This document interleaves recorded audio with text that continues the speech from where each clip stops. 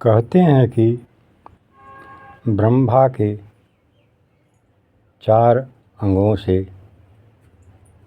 4 वर्ण की उत्पत्ति हुई।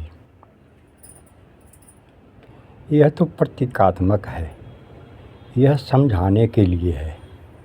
बहुत सारे बुद्धिजीवी वर्ग इस बात को समझ भी रहे हैं, पर समझकर भी नासमझ की तरह कर रहे हैं और समाज को गलत दिशा दे रहे हैं।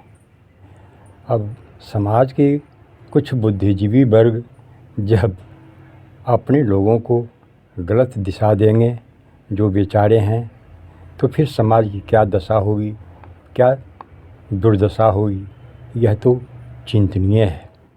अरे, ज्ञान का काम मस्तिष्क से ही होता है, जो मुख के द्वारा प्रकट किया जाता है। ज्ञान की बातें मुख से ही प्रकट होती हैं। तो उस व्यक्ति को जो ज्ञान से ज़्यादा काम लेता है, चिंतन अध्ययन मनन ज़्यादा करता है, उसे ब्राह्मण कहा गया। उसे ब्रह्मा के मुख से तुलना की गई। कौन सी बड़ी बात हो गई? जो चिंतन करेगा वो चिंतक होगा, वो ब्राह्मण किस श्रेणी में आएगा? जो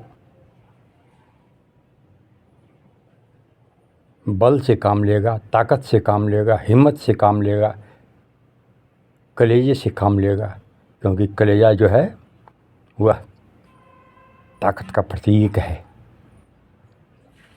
तो उसे क्षत्रिय कहा गया। क्षत्रिय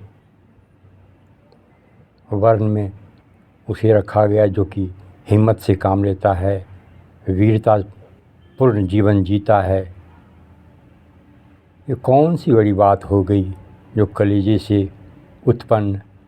अरे, कलेजा किसी का मजबूत होता है तो वह बहुत बड़ी वीरतापूर्ण कार्य करते रहता है।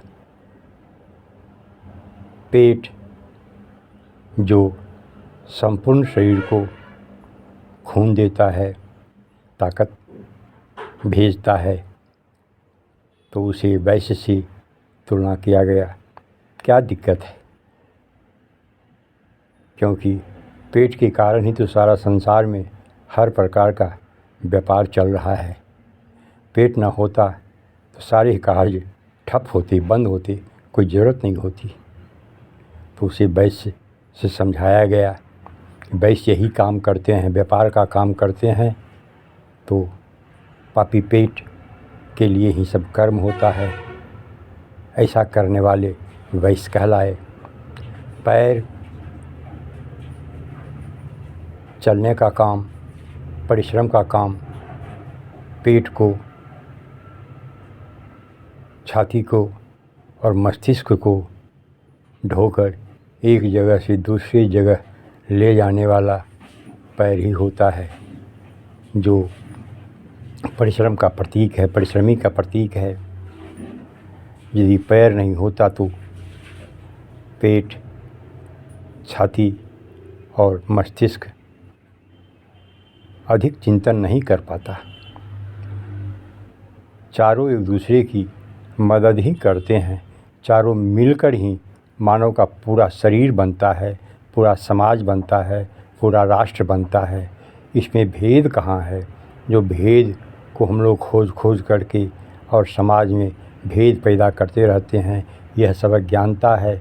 यह सब एक ही शरीर के विभिन्न अंग हैं। कोई भेद करना अपने आप के साथ धोखा देना है।